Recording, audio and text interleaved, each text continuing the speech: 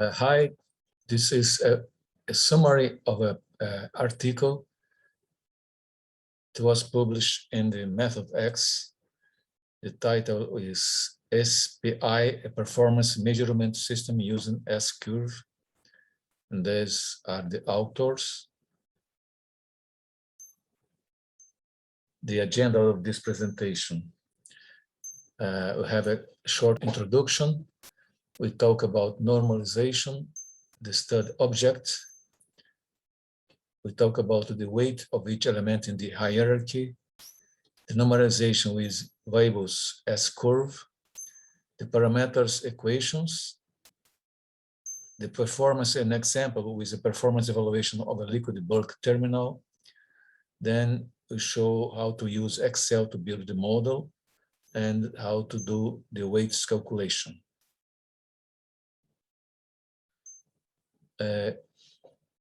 This is a tool for evaluating the performance of any production system.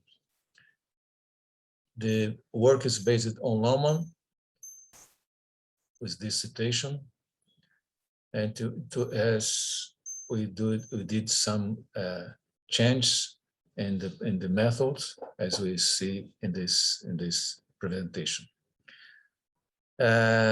Basically, the evaluation structure consists of a three-level hierarchy.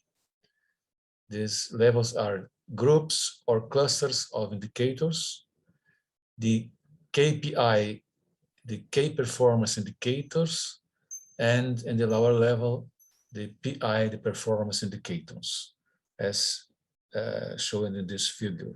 The clusters in the top, key performance indicators, in the second level, and performance indicators in third level. The normalization, what happens? We have different types of metrics. Then to consolidate and achieve a global evaluation, a normalization is needed. And basically what we did is transform a performance measurements score with different units and then dimensionless PI score between 0 and 1. So you can mix the different measurements and achieve a global evaluation. Earlier studies use a linear normalization. And here we propose an S-curve. What is the difference? Is if you use a linear evaluation, basically we're talking about utility curves. What is the utility? What is the value of some measurements for the decision maker? Then, if you have a linear curve and you are achieving 80% of a goal, this score will be evaluated with a performance index of 0.8. But if you have S-curve, this can change. And for example, the decision maker may evaluate this score of 80% with a score 0.6. This S-curve shapes, it reflects the preference of the evaluator.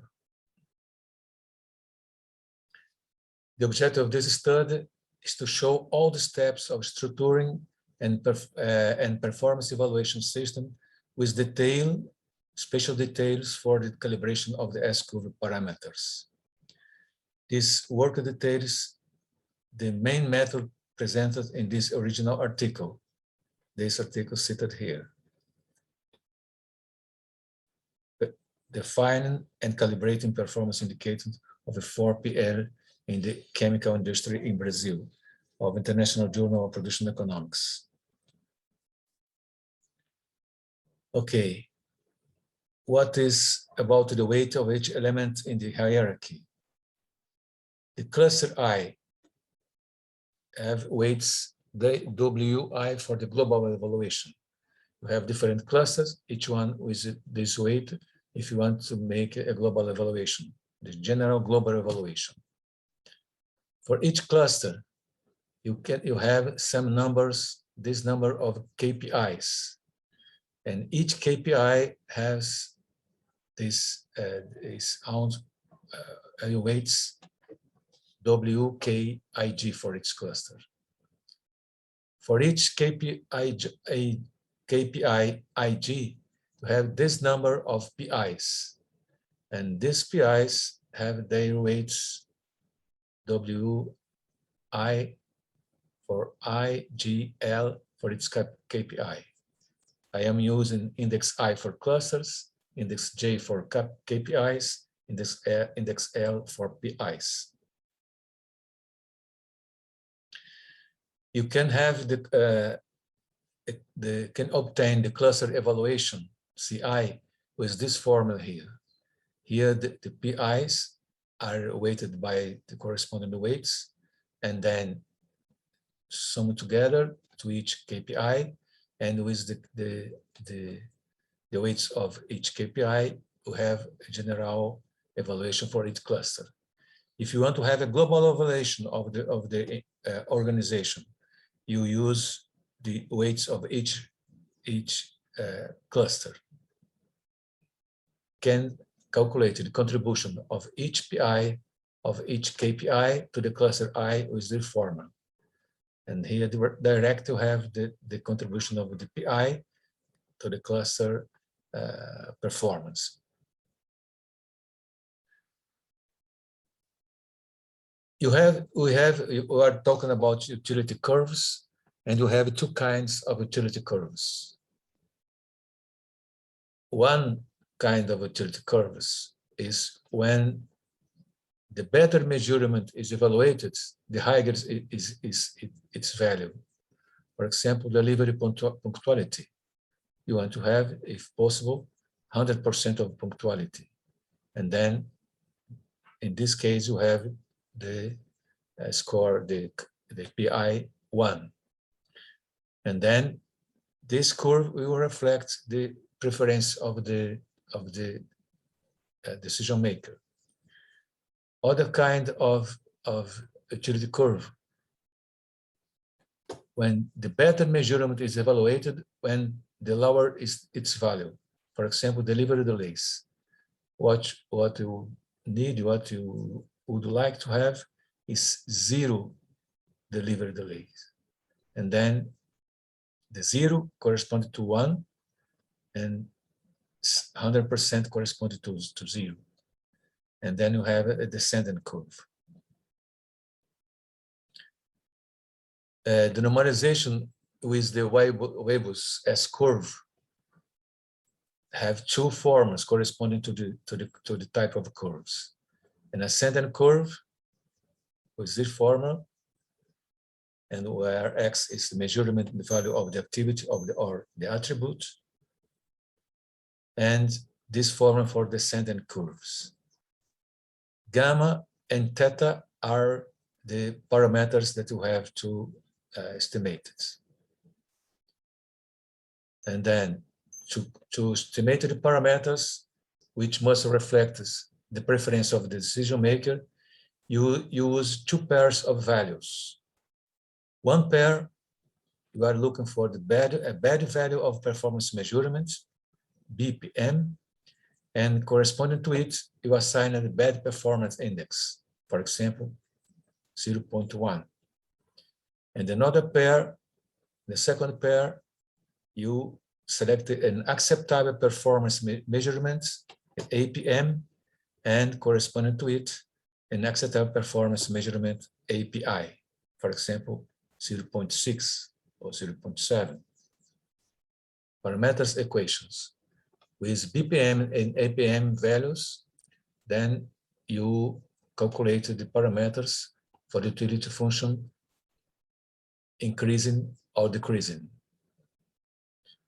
If APM is greater than BPM, then it's obvious that the function is increasing.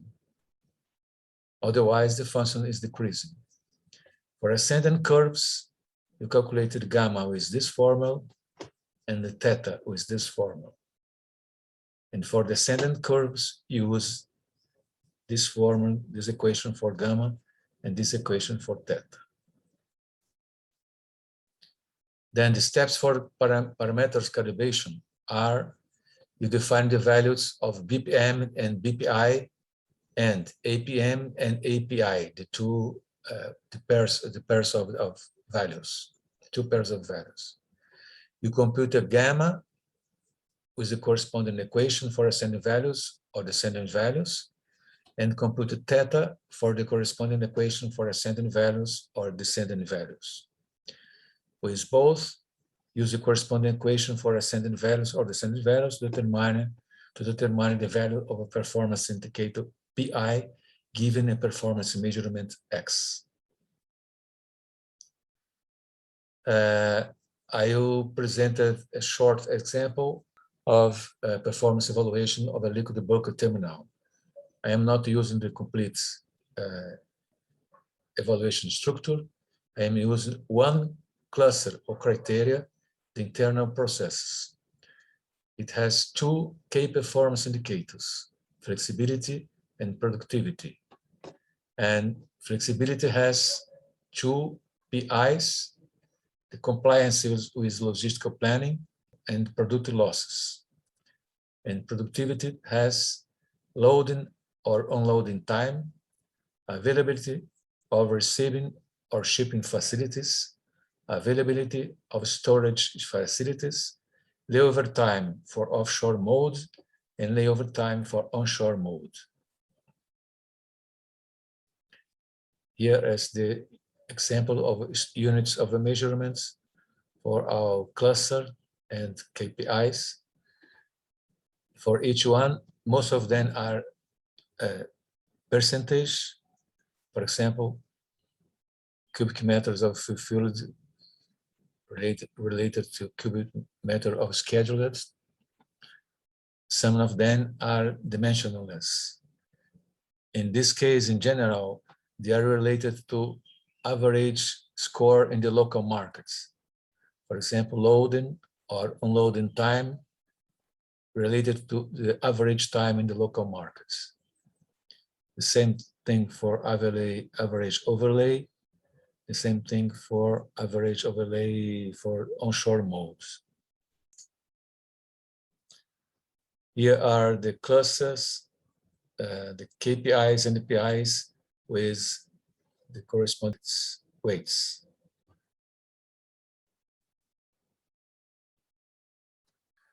Now we can see how to calculate all the values for the evaluation with an Excel spreadsheet. We need to define it for each indicator, two pairs of values, a bad performance value and a corresponding bad performance index, an acceptable performance value and corresponding acceptable performance index. Here we calculated gamma and theta parameters, and as you see, the gamma and theta parameters depends if the acceptable performance is bigger or lower than the bad performance. If it's bigger, it shows that it is an ascending curve, and then you take it takes the corresponding equation for gamma and for theta. And with this, you indicated the actual performance, in this case 98, and you calculated the performance index corresponding. You can compare also with the performance goal for each indicator. In this case, the performance goal is 99, and with the PI goal of this value. And this is done for each indicator. We can also see the contribution of each performance reflected in the performance index to the cluster. And then using the weights of each performance related to the corresponding KPI, and the KPI, the weights performance corresponding to the cluster, you multiply the values and achieve the value for performance of the cluster, and also the contribution of each indicator to the cluster. And you see that product loss is far the most important indicator to the cluster. All considering the preference of the decision maker. And you can also have the contribution of each indicator for the goal performance. The same way you have the performance index, the goal of performance index, use the weights of each performance index, use the weight of the KPIs, and you have the contribution of the PI to the cluster and the expected situation, the goal situation indeed.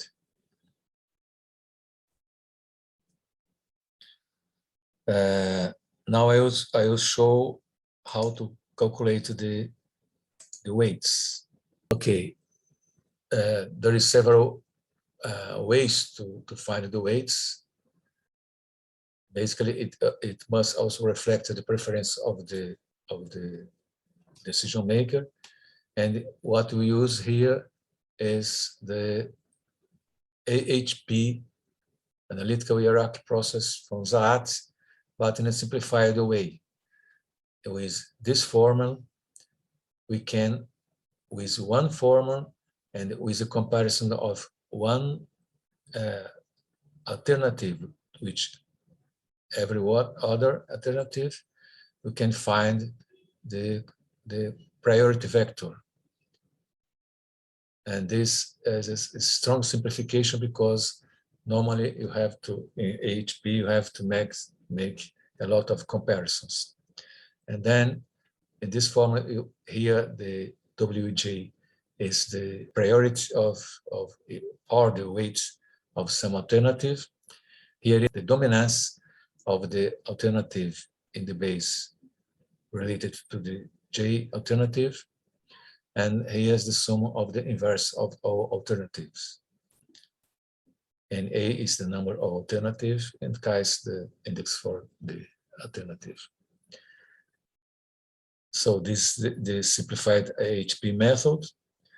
And the only important thing here is that you must choose as the base alternative the alternative that seems most important for the decision maker. For each comparison, you must select the base alternative that seems the most important. And then this formula gives the priority vector for a complete consistency matrix. So you don't need to calculate the inconsistency index as usual in the AHP method from Zaat.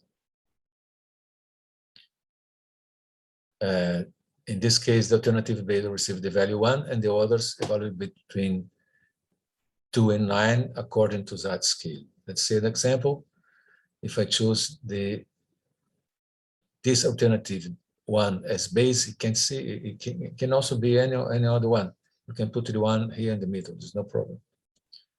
And then you have the dominance of B related to alternative 2, 3, and 4.